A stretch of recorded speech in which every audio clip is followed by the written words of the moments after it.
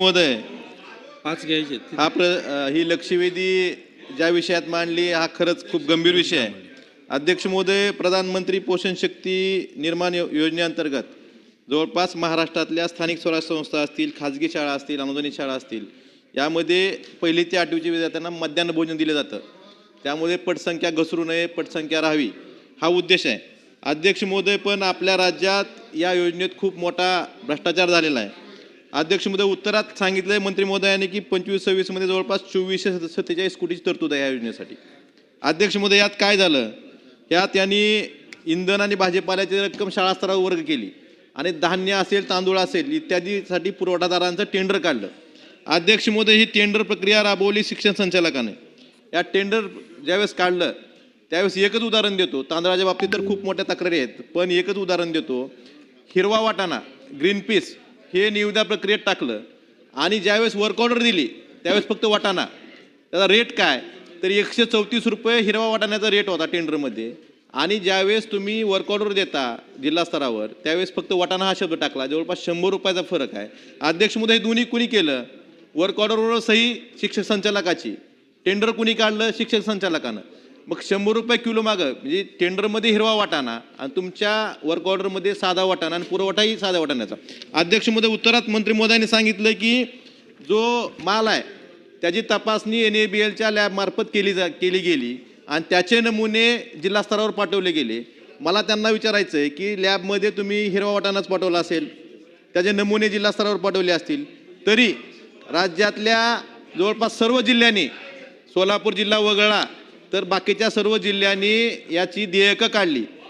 म्हणजे हिरवा वाटाण्याचे नमुने असताना तुम्ही देयकं ज्यांनी पुरवठादारांनी सादर केली त्यांनी का सादर केली? म्हणजे चुकीची देयकं सादर करणारे त्यांची देयकं जे काढली त्यांनी हिरवा वाटाण्याच्या ऐवजी पांढऱ्या वाटाण्याची पुरवठा झाला असताना सुद्धा हिरवा वाटाण्याची देयकं अदा केली गेली. ह्या जवळपास कोट्यावधी रुपयाचा घोटाळा झालेला आहे. माझी मंत्री महोदयांना एवढीच विनंती आहे की जे शिक्षण संचालक आहेत ह्यांनी हा खूप थंड डोक्याने केलेला भ्रष्टाचार आहे. शिक्षण संचालक आणि पुरवठादार या दोघांनी मिळून हा थंड डोक्याने केलेला भ्रष्टाचार आहे. जिल्हा स्तरावर जी बिलं काढतात त्यांनी, त्यामुळं याची SIT चौकशी करणार का आणि जी जादा रक्कम अदा केली गेली आहे ही वसूल करणार का, ह्या पुरवठादारांना काळ्या यादीत टाकणार का, ह्याचं उत्तर मंत्री महोदयांनी द्यावं. मंत्री महोदय. अध्यक्ष महोदय, प्रधानमंत्री पोषण शक्ती निर्माण योजनेच्या अंतर्गत जो काही विद्यार्थ्यांना आहार पुरवला जातो त्यामध्ये साधारणपणे प्राथमिक शाळेच्या विद्यार्थ्यांच्यासाठी 4 रुपये 19 पैसे धान्याचा माल पुरवठा करणं आणि इंधन आणि भाजीपाल्याच्यासाठी 2 रुपये 59 पैसे आणि उच्च प्राथमिकच्यासाठी 6 रुपये 29 पैसे धान्याचा माल पुरवठा करणं आणि 3 रुपये 88 पैसे इंधन आणि भाजीपाला, म्हणजे तो स्थानिक पातळीवर तो निधी त्या ठिकाणी अदा केला जातो. अध्यक्ष महोदय, या विषयाची जेव्हा निविदा निघते तर UDISवरनं त्या शाळेमध्ये त्या जिल्ह्यामध्ये किती विद्यार्थी आहेत साधारणपणे त्या विद्यार्थ्यांच्या संख्येप्रमाणे याचं कॅल्क्युलेशन वर्कआउट करून ती निविदा त्या ठिकाणी काढली जाते. यामध्ये साधारणपणे त्यावेळेस त्या अन्नपदार्थाचे मार्केटमध्ये काय दर आहेत, बाजार समित्यांमध्ये त्याचे काय दर आहेत, हे सर्व पाहून आणि त्याचे सॅम्पल्स पण त्या ठिकाणी घेतले जातात.